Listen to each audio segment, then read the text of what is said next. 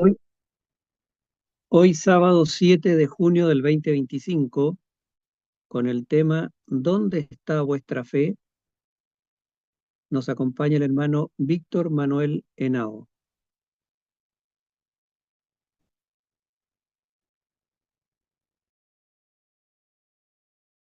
Muchas gracias, hermano Raúl. Que el Señor le bendiga y le acompañe. Y bueno, una vez más, doy gracias al Señor por darnos el espacio nuevamente de poder compartir su palabra y sobre todo afirmar nuestra fe, que es tan necesario. Hay varios hermanos conectados, así que un feliz sábado para todos. Y bueno, en este momento nosotros lo que vamos a hacer es inclinar el rostro para pedir la dirección del Espíritu Santo y entonces poder abrir las escrituras y entender lo que el Señor quiere hablarnos en el día de hoy. Así que vamos a orar rápidamente para poder entonces abrir la palabra de Dios. Inclinen el rostro, por favor. Padre nuestro, Señor y Dios Todopoderoso, alabamos tu nombre y damos gracias, Dios, porque tu palabra nos es dada como pan de vida. Gracias, Señor, porque por medio de ella podemos fortalecer la fe, pero también podemos, eh, digamos, aprovechar ricas lecciones de vida, Señor, para afirmar todos nuestros pensamientos y deseos en Cristo Jesús. Ayúdanos, Señor, a comprender lo que tú quieres darnos para el día de hoy y así poder, Padre, estar firmes y llevar estas buenas nuevas de salvación a aquellos que perecen en la incredulidad y en el mundo de pecado. Ayúdanos, Señor, te lo pedimos, Padre, en el nombre de Jesús. Amén. Bueno, mis queridos hermanos, lo que vamos a hacer nosotros es dirigirnos entonces rápidamente al libro de Lucas.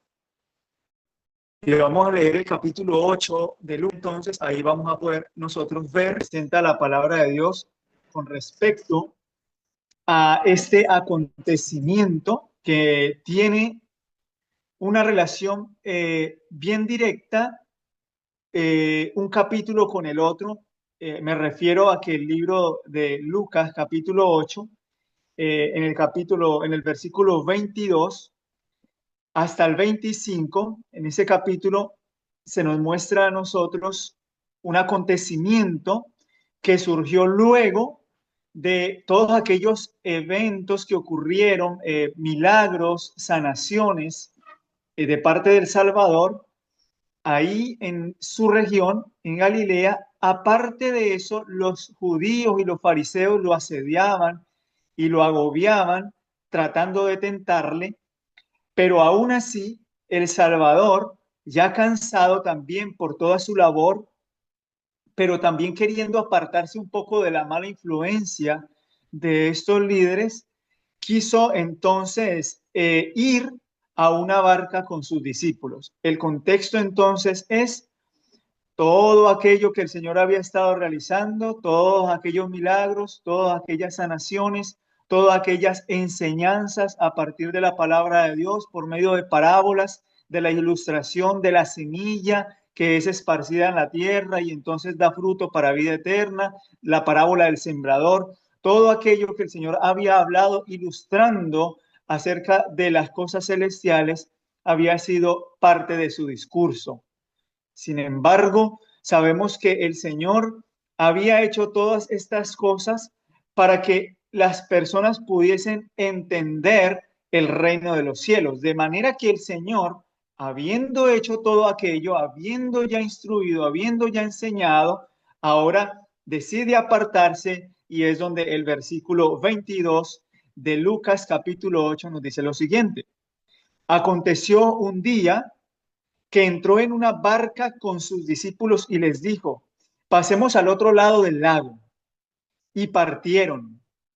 Pero mientras navegaban, él se durmió y se desencadenó una tempestad de viento en el lago y se anegaban y peligraban. Y vinieron a él y le despertaron diciendo, miren las palabras que ellos van a decir y lo que el Señor les va a responder. maestro, maestro, que perecemos.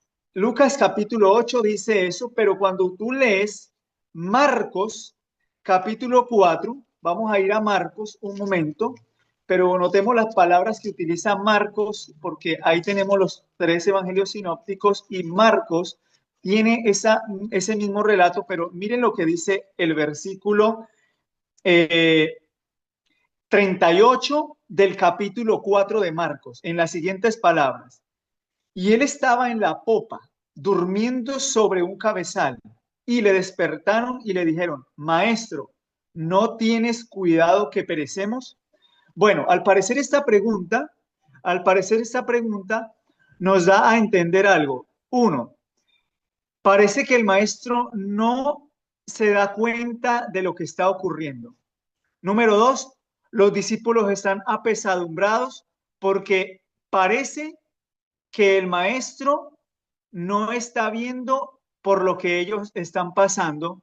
Y número tres, este incidente tiene un propósito y es que el Señor les va a hacer ver a ellos que realmente su incredulidad los llevó a ellos a depender de sí mismos que del poder de la palabra de Dios y afirmar su fe en aquel que era poderoso para sostenerlos sin caída. Entonces, cuando ellos dicen, maestro, ¿no te das cuenta que perecemos? Lo que estaba ocurriendo era que una gran tempestad, grandes olas, estaban tratando ya de derrumbar el barco donde ellos estaban, y eso para ellos era entonces peligro de muerte. Pensaban que podrían perecer por lo que estaba ocurriendo. El miedo de ellos era morir y entonces habían estado haciendo diferentes o cosas tratando de salvarse por sus propias fuerzas, tratando de mantener la barca en un estado seguro. Ellos eran pescadores, ellos sabían manejar este tipo de transportes, ellos tenían la habilidad para eso. Sin embargo, en esta ocasión les era imposible poder maniobrar. Así que la pregunta de ellos, la exclamación de ellos es ver qué ocurre con Cristo. Los rayos y la oscuridad de la noche no permitían que el Señor escuchara el estruendo del bravido del mar, los grandes truenos, la gran tempestad. No permitían que el maestro escuchara, el maestro estaba cansado y sin embargo el maestro estaba seguro porque descansaba en la paz y en el amor de su Padre Celestial. ¿En qué descansaba Jesús? Jesús descansaba en la paz y en el amor de su Padre Celestial y por tanto ellos al ver la tranquilidad de Cristo Jesús y su rostro que irradiaba seguridad, ellos entonces podrían también estar seguros de que el Salvador podría librarlos de la muerte. Es por eso que el versículo sigue diciendo, y vinieron a él y le despertaron, ¿cierto? Lo que leímos, maestro, maestro, que perecemos. Despertando él, reprendió al viento y a las olas y cesaron y se hizo bonanza. Esa obra de Cristo, al reprender las olas, al calmar la tempestad, representa algo bien importante. Tengamos en mente estas palabras. Más adelante vamos a ver qué significan para nosotros. El verso 25 dice, y les dijo, ¿dónde está vuestra fe? Y atemorizados se maravillaban y decían unos a otros, ¿quién es este que aún los vientos y a las aguas manda y le obedecen? Así que Aquí hay algo interesante y es que el Señor les va a dirigir a ellos la pregunta, ¿dónde está vuestra fe? ¿En dónde está esa fe que aseveran tener? ¿Dónde está realmente el fruto de esa fe? Parece que no estaban teniendo fe. Parece que esa fe no se estaba manifestando. Parece que lo que estaba saliendo a la luz era su incredulidad. Así que los discípulos, aún ni siquiera Pedro que era tan valeroso y orgulloso, expresó porque estaba apesadumbrado y lleno de temor. Así que esto es realmente una muestra de que cuando Cristo, cuando Cristo se presenta delante del ser humano, se presenta no solamente para darles seguridad de que Él es el Salvador, sino para demostrar que por medio de su palabra Él tiene la potestad para calmar todo aquello que pueda angustiar al ser humano. Cuando Jesús fue despertado para hacerle frente a esta tempestad, dice el deseado de todas las gentes, Él se hallaba en perfecta paz. ¿Y por qué será que Él se hallaba en perfecta paz? Bueno, resulta que Ellen White comenta de que Él no confiaba en la posesión de su omnipotencia. Aunque Cristo era Dios, Él no confiaba en que Él dependía de su poder omnipotente para calmar la tempestad y las olas y la braveza del mar. No, no.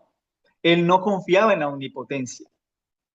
No era, dice Ellen White, en calidad de dueño de la tierra y del mar y del cielo, como descansaba en paz. No, él no estaba ahí tranquilo porque, bueno, yo soy Dios y yo pues en cualquier momento calmo esta situación.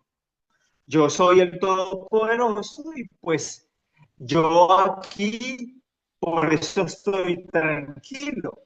No, él no descansaba en paz porque estaba teniendo confianza en que era omnipotente. ¿Qué dice rápidamente? Juan, capítulo 5, verso 30. ¿Qué dice? No puedo yo hacer nada por mí mismo. Según oigo, así juzgo. Y de ahí para adelante lo que el Señor sigue manifestando. Pero el punto importante es, no puedo hacer nada por mí mismo.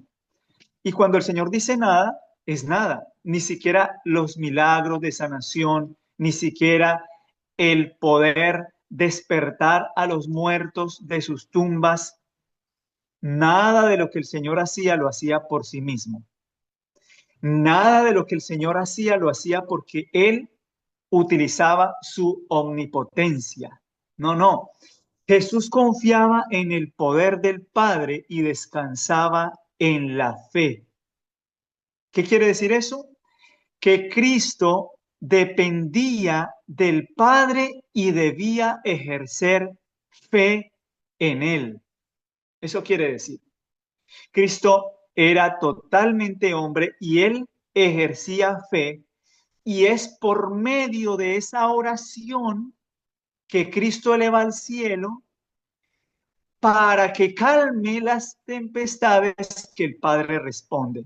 Toda palabra de Cristo era una oración y era respondida por el Padre Celestial. Y esto es maravilloso, porque esta situación les va a mostrar a sus discípulos que en la siguiente historia, acontecida en el mismo escenario, luego de que Cristo Jesús baja de la barca y decide arribar, dice el verso 26, ¿a dónde? Vamos a ver a dónde decide arribar el Señor. El 26 dice, capítulo 8 de Lucas 26, y arribaron a la tierra de los Gadarenos, que está en la ribera opuesta a Galilea. Entonces, aquí lo que el Señor hace es ir a la tierra de ¿qué? De los Gadarenos, Gadara, un pueblo pagano, un pueblo en donde él podía encontrar tranquilidad, donde él podía dejar a un lado todo aquello que había venido a estar haciendo, no porque no lo quisiera hacer más, sino porque los judíos lo asediaban constantemente, no tenía la tranquilidad, no tenía el espacio para esparcir las buenas nuevas de salvación. Entonces decide ir a Gadara, a una tierra más tranquila. Por eso es que los discípulos, al pasar por esa situación, mis hermanos, atención con esto, al pasar por la tempestad que el Señor calma, lo que el Señor le quería mostrar era lo siguiente. Deseado a todas las gentes, página 303, párrafo 2, dice lo siguiente. ¿Cuán a menudo experimentamos nosotros lo que experimentaron los discípulos? Cuando las tempestades de la tentación nos rodean y fulguran los fieros rayos y y las olas nos cubren, batallamos solos con la tempestad. Pregunta, ¿con qué está relacionando el Señor la tempestad del mar, el rugido de las olas? ¿Lo está relacionando con acontecimientos que ocurren en la naturaleza, de los cuales nosotros nos debemos de prevenir? ¿O será que el Señor lo está relacionando con las tempestades de la tentación? Dice el deseado de todas las gentes. En otras palabras, cuando somos tentados, cuando somos agobiados por Satanás, acechados para ser distraídos de la fe, no afirmados en la palabra, no querer estudiar las escrituras, ser tentados más bien a irnos a una reunión, a una fiesta, a un acto de teatro, a escuchar música mundana. Cuando la tentación llega, dice entonces que ahí las olas nos cubren y batallamos solos con la tempestad. Sigue diciendo la cita, olvidándonos que hay uno que puede ayudarnos. Confiamos en nuestra propia fuerza hasta que perdemos nuestra esperanza y estamos a punto de perecer. ¿Estaban los discípulos del Señor en la barca a punto de perecer? Sí. ¿Por qué? Porque ellos estaban asegurándose en su propia habilidad humana para salir de tal situación. Ellos estaban confiando en lo que ellos podían hacer por sí mismos. Ellos pensaban que todo esfuerzo que ellos pudiesen poner en la obra del Señor iba a ser suficiente para librarlos de tal situación. Pero no fue así. Dependían totalmente de quién, de Cristo. Dependían de Él. ¿Para qué dependían de Él? Vamos a ver la cita que sigue diciendo. Entonces nos acordamos de Jesús y si clamamos a Él para que nos salve, no clamaremos en vano.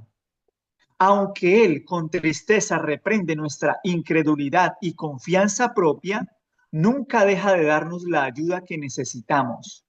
En la tierra o en el mar, si tenemos al Salvador en nuestro corazón, no necesitamos temer.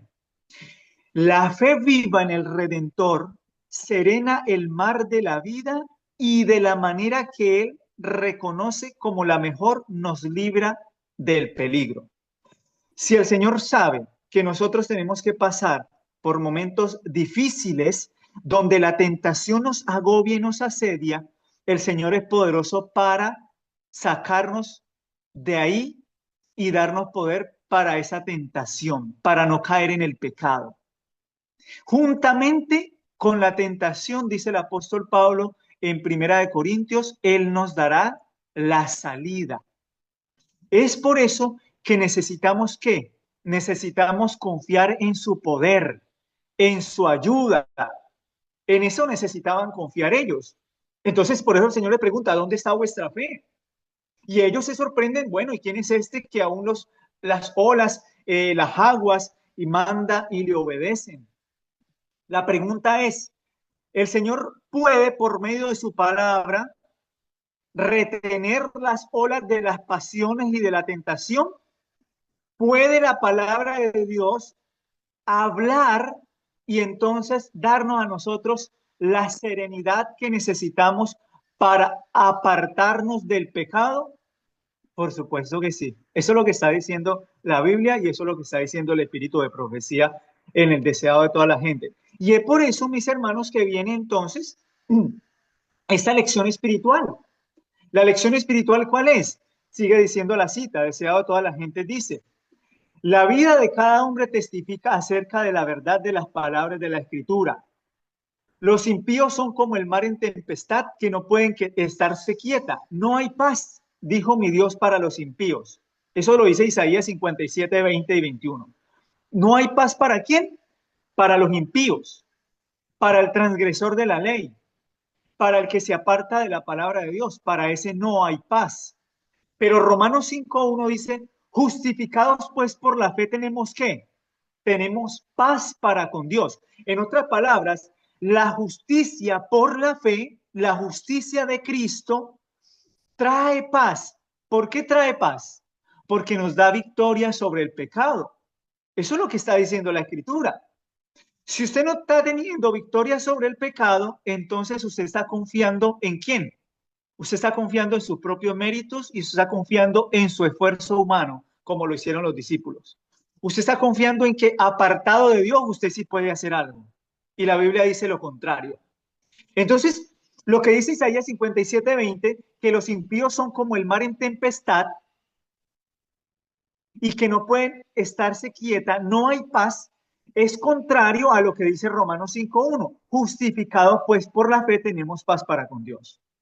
¿Acaso eso no es lo que dice el apóstol Pablo cuando habla de la fe de Abraham? Eso es lo que dice el apóstol Pablo. El apóstol Pablo dice: justificados pues por la fe tenemos paz para con Dios por medio de nuestro Señor Jesucristo. De manera que la justicia, mis hermanos, es una vida en armonía con la santa ley de Dios, no en oposición a la santa ley.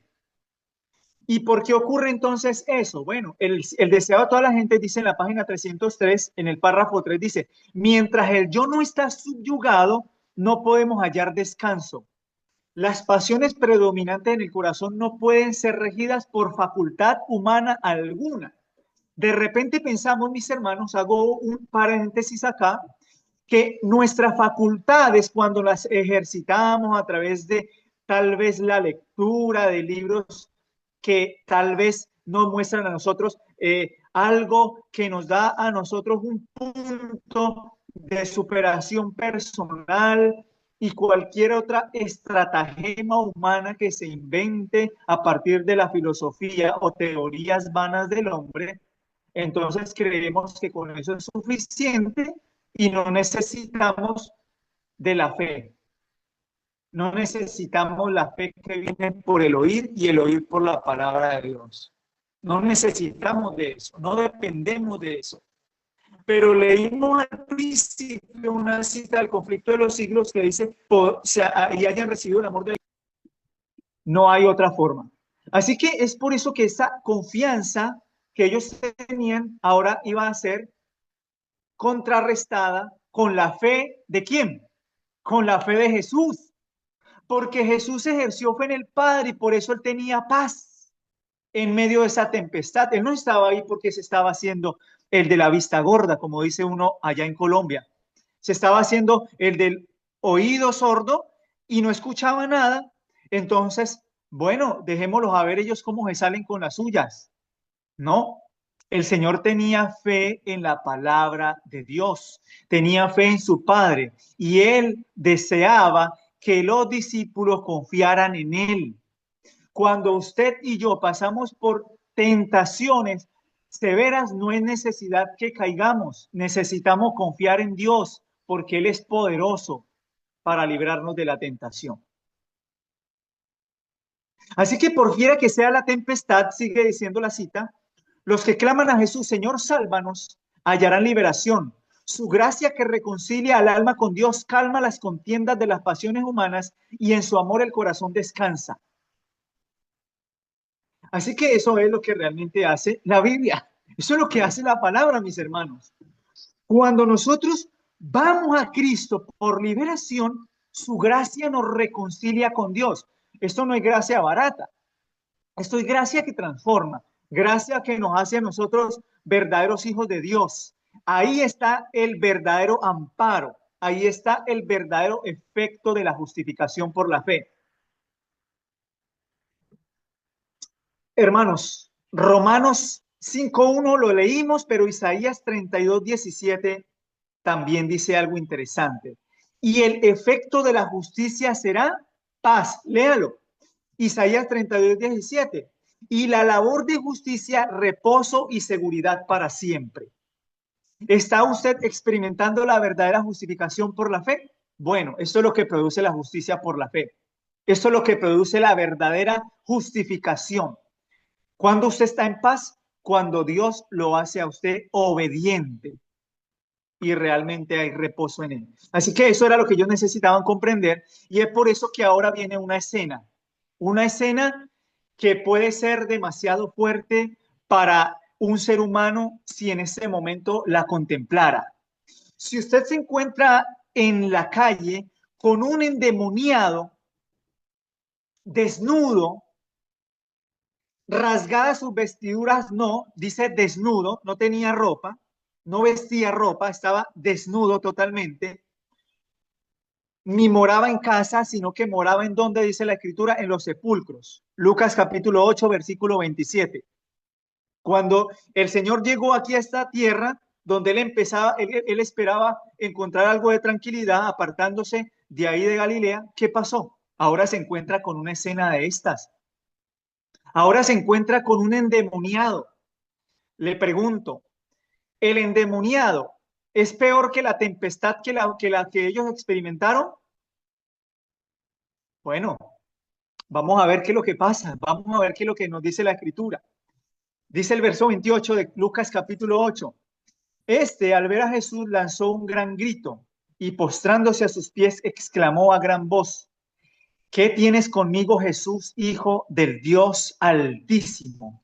Los demonios reconocen, mis hermanos, a Cristo. Los demonios reconocen que Cristo es el Hijo del Dios Altísimo. Los demonios saben que Cristo es el Hijo de Dios, pero el ser humano no. Nosotros negamos que Cristo es Hijo de Dios y que Cristo no es poderoso para darnos la victoria porque Él no es como nosotros. Él es Hijo de Dios, pero Él no tomó la naturaleza humana, Él tomó la naturaleza de Dios y por lo tanto lo que Él vivió nosotros no lo podemos experimentar. Pero vamos a ver qué es lo que ocurre. Y entonces te ruego que no me atormente, le dijo el endemoniado, porque mandaba al espíritu inmundo que saliera del hombre, pues hacía mucho tiempo que se había apoderado de él y le ataban con cadenas y grillos, pero rompiendo las cadenas era impelido por el demonio a los desiertos. Y le preguntó Jesús diciendo, ¿cómo te llamas? Esa es la pregunta clave, mis hermanos. El Señor desea que este demonio se manifieste tal como él es. ¿Sabía Cristo que esta persona estaba poseída por el mismo diablo? Claro que sí. ¿Cuál es la evidencia de que una persona está poseída por demonios? Sus características, hermanos. La evidencia de cómo se presenta delante de una persona, sus vestiduras, cómo usted aparenta estar, porque dice que este demonio no vestía ropa. Cuando Adán y Eva pecaron, aquí hay algo interesante, es que Adán y Eva, ellos deciden colocarse sus vestiduras. ¿Vestiduras de qué? De hojas de higuera. Deciden vestirse ellos, pero eso eran delantales. Delantales que dejaban al descubierto algunas partes de su cuerpo. Delantales que dejaban descubierto tal vez aquí el escote o la pierna. Esa vestidura es una demostración de lo que el pecado llega a hacer en el ser humano, de que no cubre realmente su vida, porque aún como se viste, usted demuestra si realmente ha sido transformado por la gracia del Señor. Ay, ¿será que yo estoy hablando aquí algo que no es realmente coherente con la palabra de Dios y con el espíritu de profecía. Mire lo que dice el espíritu de profecía en el libro La Educación. En el libro de la Educación, Ellen White dice algo bien interesante con respecto al vestido. Lo estoy viendo como algo que hace parte del carácter. Yo no estoy tomando aquí esto como parte o motivo de evangelizar a las personas, no, no. Pero cuando la gracia de Cristo llega al ser humano, este es transformado hasta en su forma de hablar. La educación dice, si se juzga el carácter, el libro de la educación, página 223, párrafo 5. Mire lo que dice. Se juzga el carácter de una persona por el estilo de su vestido. El gusto refinado y la mente cultivada se revelarán en la elección de atavíos sencillos y apropiados. La casta sencillez en el vestir, unida a la modestia de la conducta, ejercerá una decisiva influencia para rodear a una joven de una atmósfera de reserva sagrada, que a su vez será para ella un escudo contra miles de peligros. Oh, mis hermanos. Entonces pregunta, ¿tiene que ver, ¿tiene que ver el carácter con el estilo de vida? ¿Tiene que ver el carácter con la forma en cómo se viste un hombre o una mujer? Tiene que ver. Entonces, el carácter tiene que ver con que nosotros nos vistamos primero con la justicia de Cristo. Si usted no tiene la justicia de Cristo, su vida va a reflejar lo que realmente usted tiene. ¿Por qué? Porque nosotros debemos vestirnos con el vestido tejido en el telar del cielo. Un vestido, dice Apocalipsis, de lino fino y limpio y resplandeciente. Eso es lo que dice Apocalipsis 19:8. Los santos de Dios tendrán este tipo de vestiduras. Entonces, lo que hace con los endemoniados el pecado es que los desnuda, les quita sus ropas. El pecado hace que la persona no aparente santidad por medio de su apariencia. Así que lo que el Señor está haciendo va a ser una restauración completa de estas personas. Vamos a ver lo que sigue el versículo 30. Versículo 30, Lucas 8. Y le preguntó Jesús diciendo, ¿cómo te llamas? Y él le dijo, Legión, porque muchos demonios habían adentro de él. No era uno. Son miles de demonios los que poseen a una persona que no tiene el carácter de Cristo, que no ha experimentado la justificación por la fe. Son muchos demonios. El demonio del orgullo, el demonio de la codicia, el demonio de la moda. Pareciera que estuviese diciendo algo que no es bíblico, pero lo es. Son demonios, mis hermanos, que llevan a la persona al descontrol, a no reflejar la gracia y la atmósfera de Cristo. Y le rogaban que no le mandase al abismo, y allí había un hato de muchos cerdos que pasían en el monte y le rogaron que los dejase entrar en ellos y le dijo, permiso. Y los demonios salidos del hombre entraron en los cerdos y el hato se precipitó por un despeñadero al lago y se ahogó. Y los que apacentaban los cerdos, cuando vieron lo que había acontecido, huyeron y yendo dieron aviso en la ciudad de sus y vinieron a Jesús y hallaron al hombre de quien había salido los demonios sentado a los pies de Jesús. A ver, hermanos, vamos a confirmar lo que estamos diciendo. ¿Qué ocurrió ahorita con estos hombres que por medio de los cuales el Señor por su palabra expulsó a los demonios? ¿Qué ocurrió? El verso 35 dice, y salieron a ver lo que había sucedido y vinieron a Jesús y hallaron al hombre de quien había salido ¿qué? Los demonios, sentado a los pies de Jesús. Oh, mis hermanos. Lo que hace la palabra de Dios es que hace que la persona permanezca sentada a los pies de Cristo. contemplándolo, mirándolo en el sacrificio expiatorio en la cruz del Calvario y siendo transformado de gloria en gloria a la misma imagen de Dios. Eso es lo que hace la cruz. Este endemoniado había sido liberado de una legión de demonios y ahora estaba sentado a los pies de Jesús, vestido. No estaba ahora ya desvestido, ahora tenía una vestidura que al verlo la gente decía, este es un hijo de Dios. ¿Cómo decía la gente? Este es un hijo de Dios. ¿Por qué? Por su vestido. Y además de eso, en su cabal juicio y tuvieron miedo. ¡Ja! Mis hermanos, ¿quiénes tuvieron miedo? A ver, y los que habían visto le contaron cómo había sido salvado el endemoniado.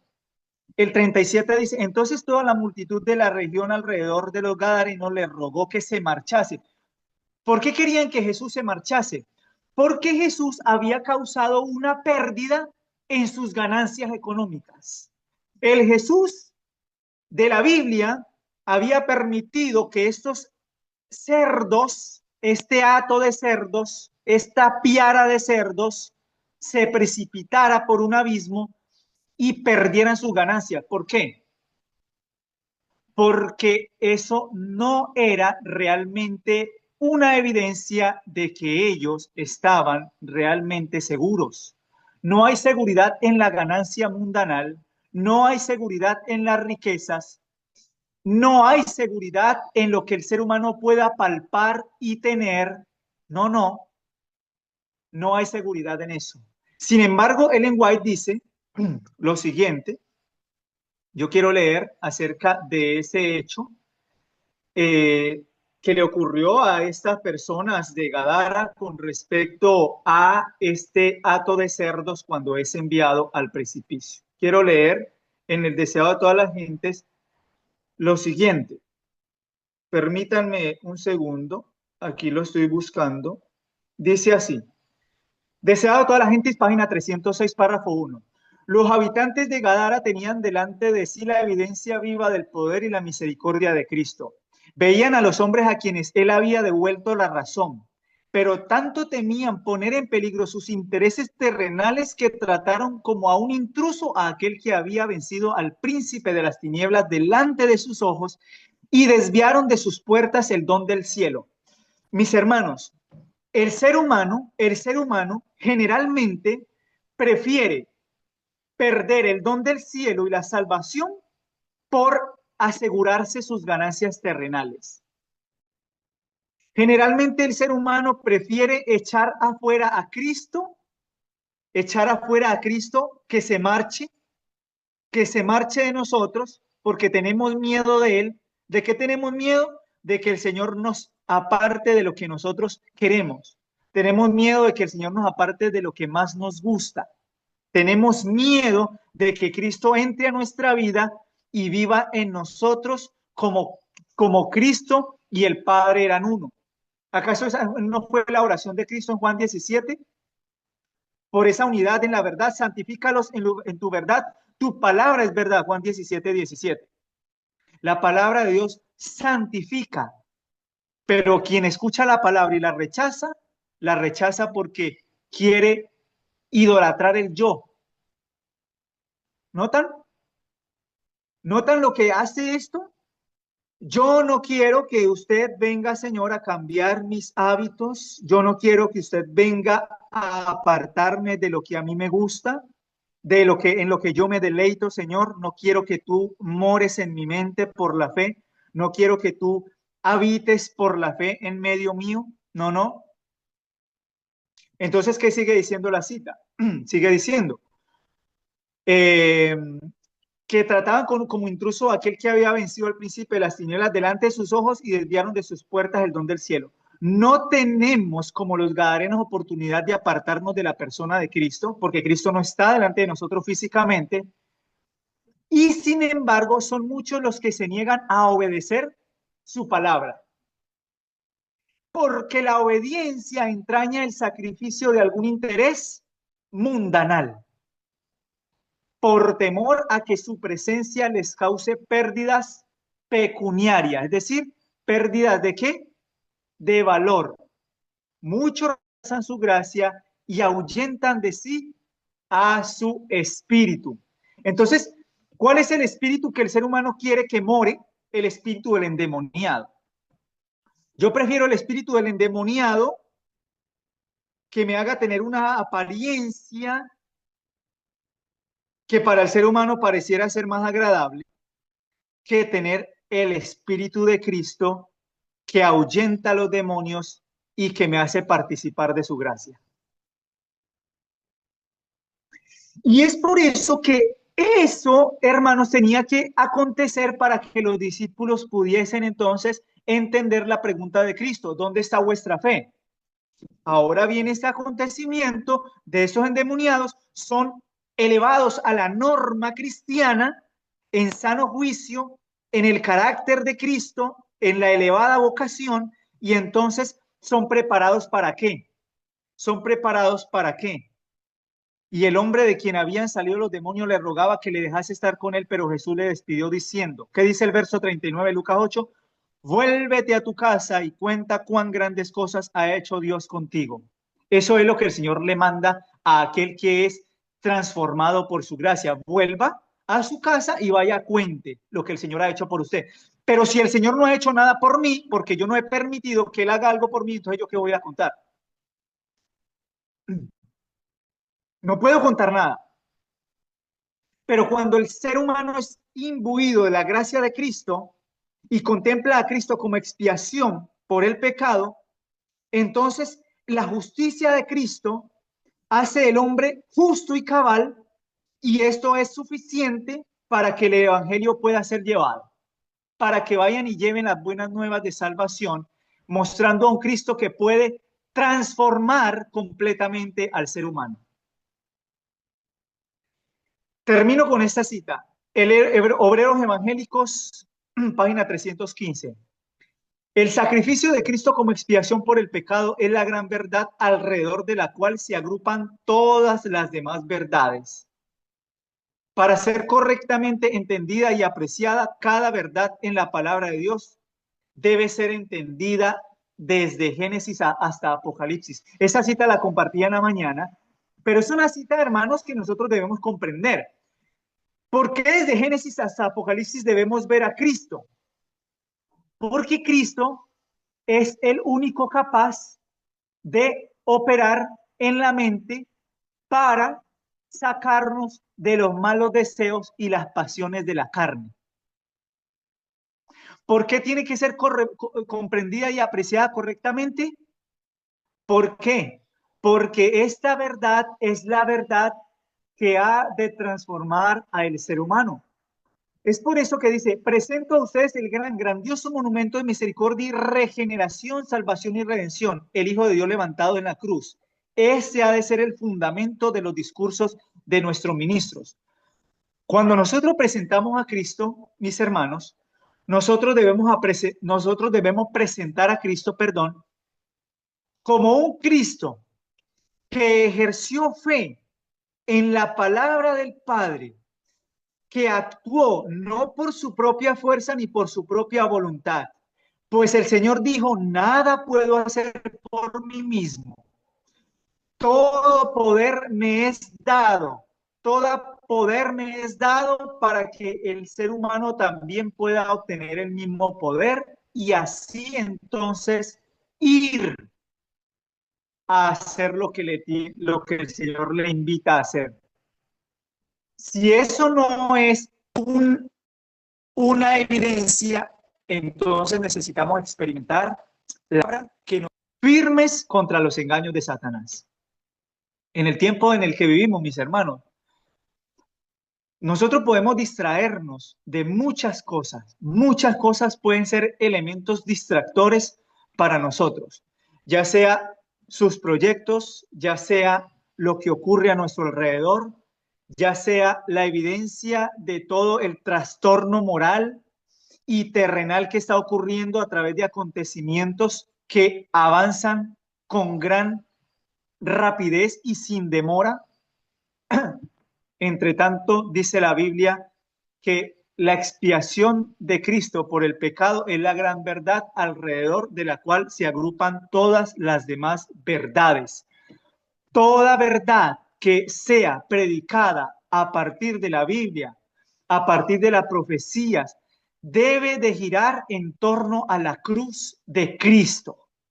No puede ser dejado de lado el poder de la cruz, porque la cruz de Cristo para muchos es un símbolo, para otros es simplemente la evidencia de lo que el Señor hizo por nosotros, pero para el verdadero creyente es poder para librarnos del pecado y hacernos hombres cabales y en sano juicio. Mis hermanos, que el Señor nos sostenga en su gracia y que podamos nosotros reunirnos alrededor de la cruz para contemplar al manso y humilde. Y entonces podamos nosotros ver y responder a la pregunta del Señor, ¿dónde está vuestra fe? Que el Señor le bendiga.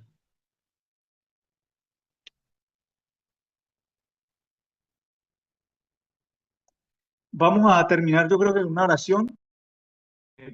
Hermano Raúl, Sí, por favor, hermano Víctor Manuel, nos vamos a poner de rodillas y usted puede hacer vamos a la orar oración. entonces. Vamos a orar. Oramos. Padre nuestro que estás en el cielo, Padre Santo y Dios Todopoderoso, gracias, Señor, por permitir que a la luz de las Escrituras podamos nosotros entender, Señor, cuán importante es contemplar a Cristo y su poder transformador, su gracia para sostenernos en las olas de nuestras pasiones y deseos, en las tempestades de la incredulidad y del pecado que nos asedia. Gracias, Señor, porque el evangelio de la salvación es el evangelio de la justicia por la fe que trae paz. Sosténnos, Señor, sin demora. Y rogamos, Padre, que usted nos guíe al conocimiento de toda verdad que es en Cristo Jesús. Amén. Amén. Hermano Víctor Manuel, ¿será posible, como siempre, usted nos puede dedicar unos minutos para que los hermanos puedan escribir